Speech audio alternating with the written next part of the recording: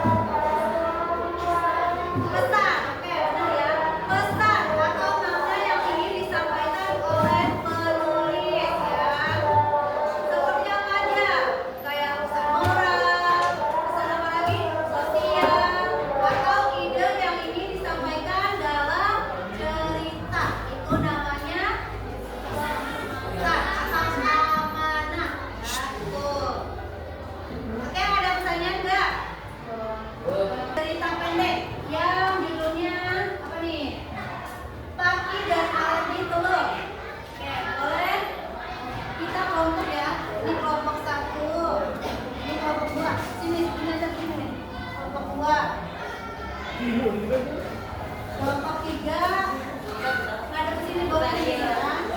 Kelompok 4.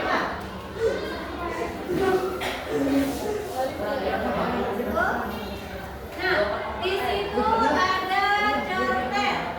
Judulnya apa? Ada Sultan, coba cerpennya. Sultan, coba baca cerpennya.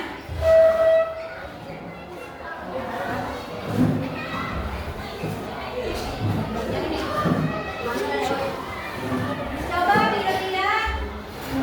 Nah, kameranya dilihat tuh. Ceritanya cerpennya yang pas sekali dilihat.